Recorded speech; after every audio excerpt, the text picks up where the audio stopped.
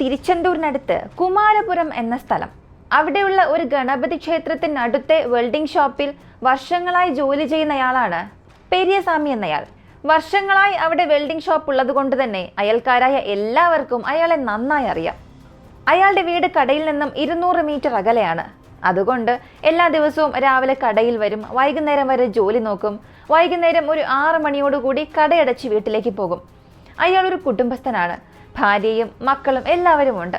ഇതാണ് പെരിയസ്വാമിയുടെ കുടുംബം എന്ന് ആ പ്രദേശത്തെ ജനങ്ങൾക്കെല്ലാം അറിയാം. പെരിയസ്വാമിയുടെ ഭാര്യ പാർവതിക്ക് 33 വയസ്സ്. പാർവതി MSc ബിരുദധാരിയാണ്. പെരിയസ്വാമി ഒന്നും പഠിച്ചിട്ടില്ല. എങ്കിൽ പോലും രണ്ടുപേരുടെ ജാതകങ്ങൾക്കും നല്ലൊരു പൊരുത്തമുള്ളതുകൊണ്ട് വീട്ടുകാർ ആലോചിച്ച് രണ്ടുപേരുടെയും വിവാഹം നടത്തി. ഇപ്പോൾ വിവാഹം കഴിഞ്ഞ് 10 വർഷമായി.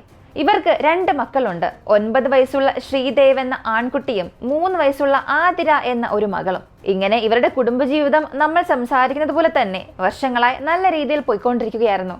പക്ഷേ 2025 മെയ് മാസം 8-ാം തീയതി ഒരു 2 ദിവസത്തിന് മുൻപ് ഇവരുടെ കുടുംബത്തിൽ നടന്ന ഒരു സംഭവം, ആരും പ്രതീക്ഷിക്കാത്ത ഒരു സംഭവം. അത് അയൽവാസികളെ പോലും ഒന്നടങ്കം ഞെട്ടിപ്പിച്ചു. ഫോറൻസിക് ടീം, പോലീസ് എല്ലാം ആ ഒരു വീട്ടിലേക്ക് വന്നു. ഇതുവരെയും ഈ വീടിനടുത്തല്ലേ നമ്മളൊക്കെ താമസിച്ചത്, ഇവർ ഇങ്ങനെയുള്ള ആളുകളാണോ എന്ന് ചുറ്റുമുള്ള ആളുകൾ സംസാരിക്കുന്ന രീതിയിലായിരുന്നു അന്ന് അവിടെ ഉണ്ടായ സംഭവം. മെയ് മാസം 8-ാം തീയതി രാവിലെ എപ്പോഴത്തെയും പോലെ പെരിയസ്വാമി ഉച്ചഭക്ഷണമെല്ലാം പാക്ക് ചെയ്തിട്ട് കടയിലേക്ക് പോകുന്നു. പിന്നീട് എല്ലാം സാധാരണ രീതിയിലായിരുന്നു. എന്നാൽ വൈകുന്നേരം 5 മണിക്ക് ആ വീട്ടിലുണ്ടായിരുന്ന പാർവതി നിലവിളിച്ച് കരയാൻ തുടങ്ങി. രക്ഷപ്പെടുത്തണം എന്ന് പറഞ്ഞ് നിലവിളിക്കാൻ തുടങ്ങി. അയൽക്കാരെല്ലാവരും വളരെ വേഗം തന്നെ ആ വീടിന് മുൻപിൽ തടിച്ചുകൂടി. ആ വീട്ടിലെ ആതിര എന്ന 3 വയസ്സുള്ള ചെറിയ കുട്ടി യാതൊരു ചലനവുമില്ലാതെ തറയിൽ കിടക്കുന്നതായിരുന്നു കണ്ടത്. പുറത്തുനിന്ന് എല്ലാവർക്കും അകത്തേക്ക് കയറണോ വേണ്ടയോ എന്നുള്ളത് പോലും ഒരു ചോദ്യമായി മാറി. കാരണം അകത്ത് ആരെങ്കിലും ഉണ്ടോ, ആരെങ്കിലും വന്ന കുഞ്ഞിനെ കൊന്നതാണോ, അല്ലെങ്കിൽ ആ കുഞ്ഞിനിപ്പോൾ എന്ത് പറ്റി, ഒന്നും മനസ്സിലാകാതെ പലരും ആ വീടിന് പുറത്തു നിന്ന് നോക്കാൻ തുടങ്ങി. ആ വീടിനുള്ളിൽ പാർവതി, ആതിര 2 പേർ മാത്രമേ ഉണ്ടായിരുന്നുള്ളൂ. മകനായ ശ്രീദേവ് സമ്മർ ഹോളിഡേയ്സ് ആയതുകൊണ്ട് മുത്തശ്ശിയുടെ വീട്ടിലേക്ക് ഒരു 10 ദിവസം മുൻപാണ് മുത്തച്ഛൻ്റെ വീട്ടിലേക്ക് പോയത്. അപ്പോൾ ഈ 2 പേർ മാത്രമായിരുന്നു ആ വീട്ടിൽ അന്ന് ഉണ്ടായിരുന്നത്. ഇപ്പോൾ പാർവതി ആ കുഞ്ഞിൻ്റെ അടുത്തിരുന്ന് കരഞ്ഞുകൊണ്ടിരിക്കുകയാണ്.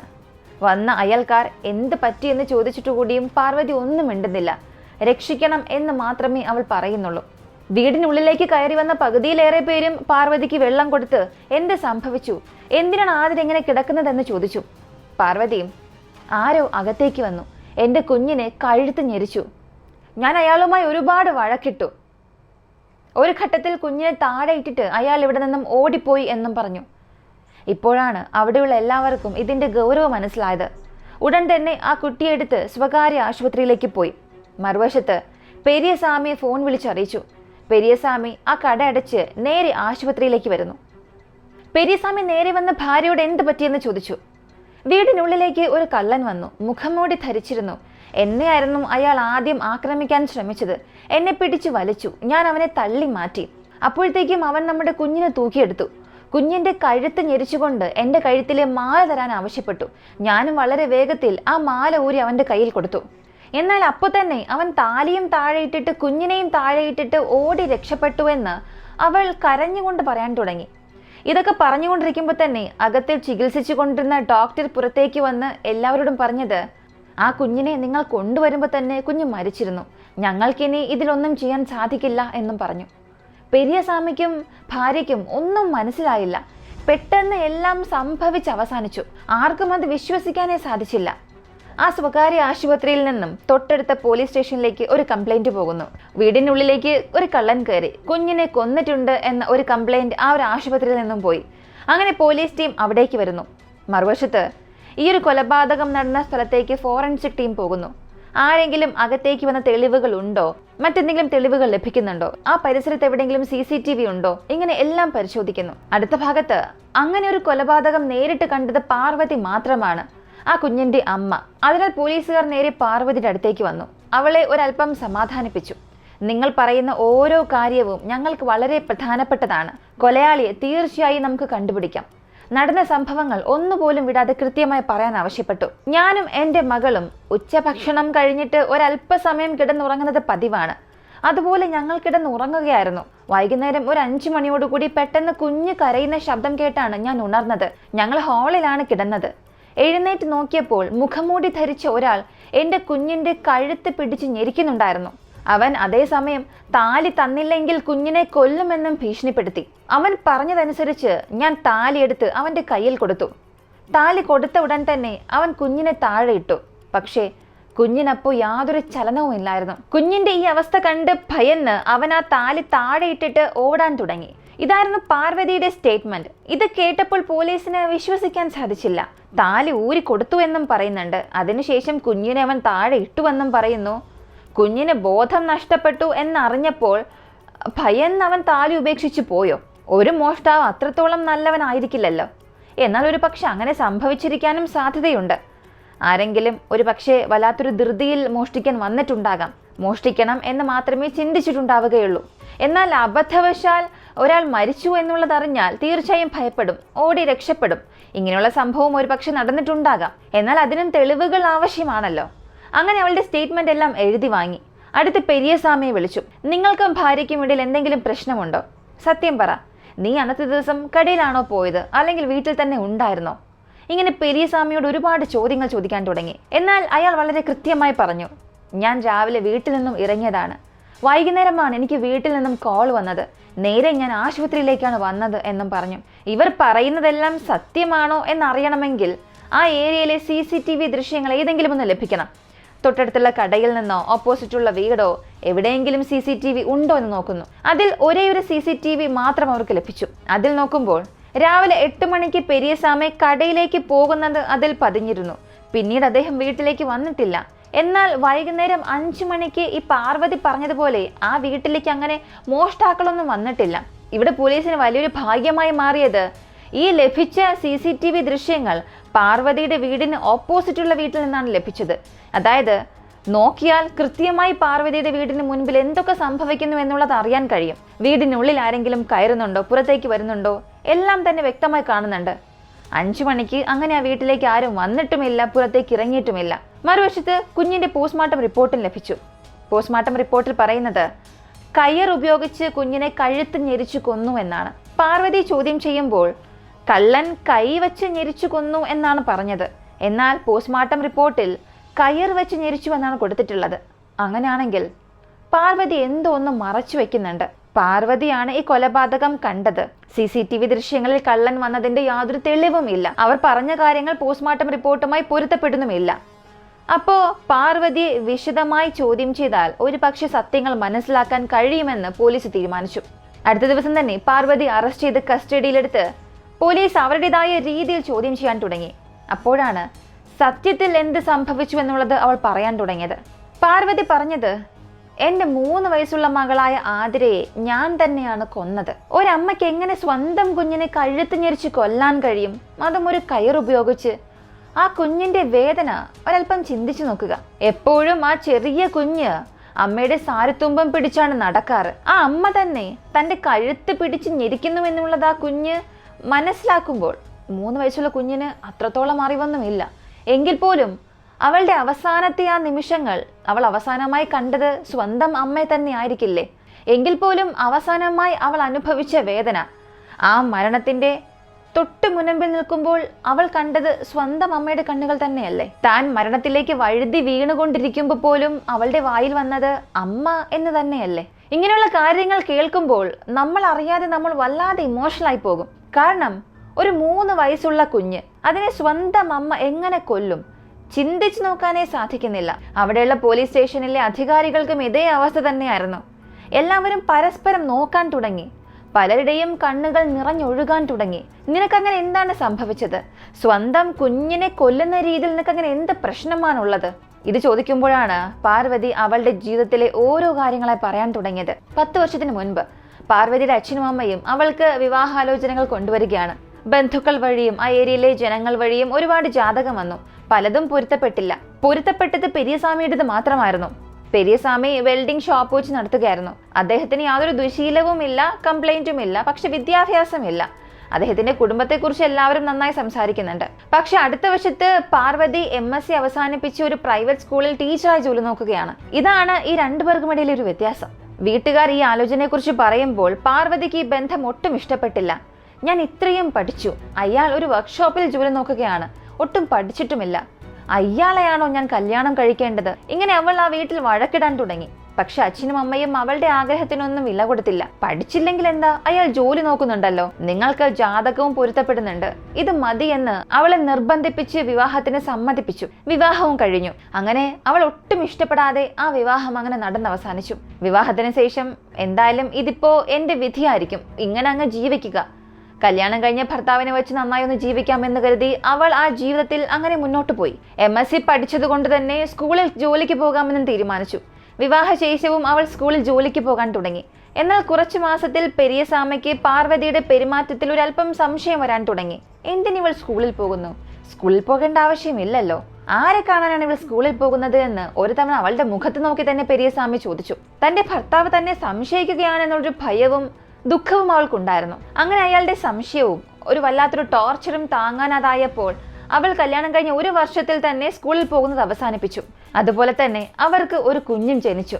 ഇങ്ങനെ ജീവിതം പോയിക്കൊണ്ടിരുന്നു. പിന്നീട് അവർക്കൊരു മകളും ജനിച്ചു. എന്നാൽ ഈ കല്യാണം കഴിഞ്ഞ 10 വർഷത്തിൽ താൻ ഏതൊരു പുരുഷന്മാരെയും കണ്ട് സംസാരിക്കാൻ പാടില്ല.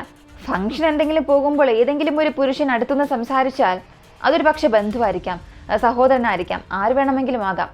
എന്നാൽ അങ്ങനെ വന്ന് സംസാരിച്ചാൽ പോലും അയാൾ സംശയിക്കാൻ തുടങ്ങും. എന്തിനാണ് അയാൾ നിന്നോട് വന്ന് സംസാരിച്ചത്? നീ എന്തിനാണ് ഇങ്ങനെ ചിരിച്ച് സംസാരിക്കുന്നത്? അവനുമായി നിനക്ക് എന്തെങ്കിലും ബന്ധമുണ്ടോ?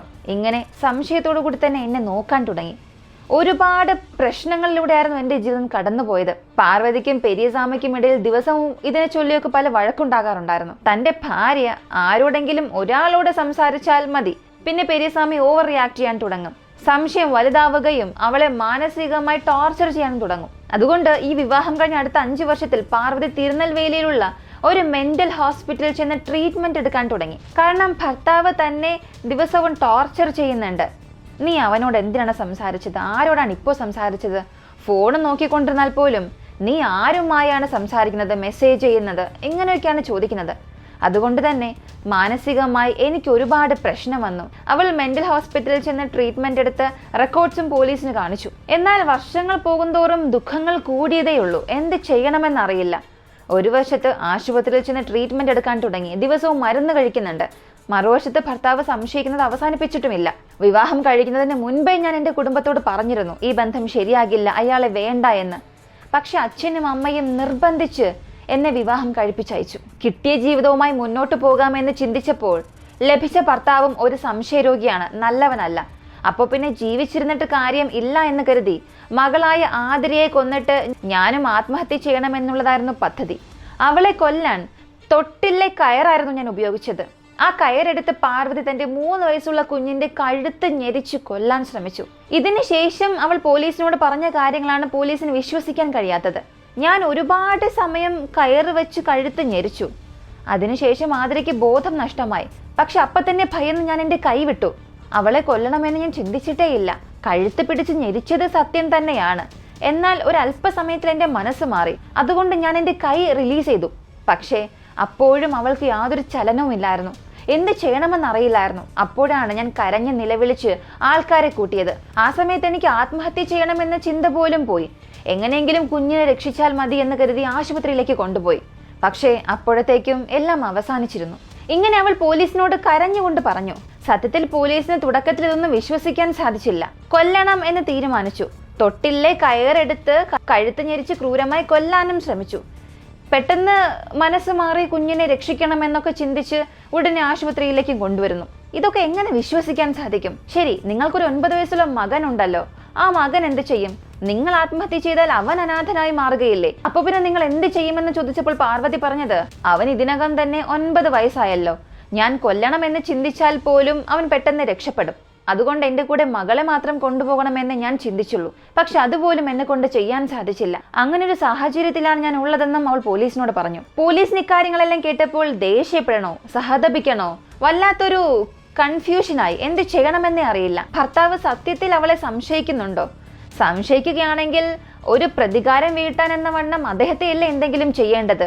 എന്തിനാണ് യാതൊരു തെറ്റും ചെയ്യാത്ത കുഞ്ഞിനെ കൊല്ലാൻ ശ്രമിക്കണം? ഇങ്ങനെ പോലീസിനിപ്പോ എന്ത് ചെയ്യണമെന്നറിയില്ല. പോലീസ് സ്റ്റേറ്റ്മെന്റ് ഫയൽ ചെയ്തു, ചാർജ് ഷീറ്റ് എടുത്തു. ഇപ്പോ പാർവതി റിമാൻഡിലാണ്. ഇനി വേണം കോടതിയിലേക്ക് കേസ് പോകാൻ. ഇനി പാർവതി ചെയ്ത തെറ്റിന് എന്ത് ശിക്ഷ ലഭിക്കും എന്നുള്ളത് ഇനി തന്നെ നമുക്ക് കണ്ടറിയാം. സത്യത്തിൽ ഇവിടെ പെരിയസ്വാമി ഭാര്യയെ സംശയിച്ചോ ഇല്ലയോ എന്നുള്ളത് പെരിയസ്വാമിയോട് ചോദിച്ചാലേ അറിയൂ. മാത്രവുമല്ല, പെരിയസ്വാമി സംശയിക്കണമെന്നുണ്ടെങ്കിൽ തക്കതായ എന്തെങ്കിലും കാരണം ഉണ്ടാകുമോ? ഭാര്യയ്ക്ക് മറ്റെന്തെങ്കിലും അവിഹിത ബന്ധമുണ്ടോ? പക്ഷെ പോലീസ് അവളുടെ ഫോൺ പരിശോധിക്കുമ്പോൾ അങ്ങനെ ഒരു ഇല്ലീഗൽ റിലേഷൻഷിപ്പ് ഉള്ളതിന്റെ തെളിവുകളൊന്നും ലഭിച്ചില്ല. എന്തൊക്കെയായാലും ആ കുഞ്ഞിന്റെ മരണം അതൊരിക്കലും അംഗീകരിക്കാനേ സാധിക്കുന്നില്ല. നമുക്കിത് സംസാരിക്കുമ്പോൾ വരുന്ന ആ ഒരു ഇമോഷൻ അത് കൺട്രോൾ ചെയ്യാനേ സാധിക്കുന്നില്ല. 3 വയസ്സുള്ള പെൺകുഞ്ഞിനെ സ്വന്തം അമ്മ തന്നെ കഴുത്ത് ഞെരിച്ചു കൊല്ലുന്നു.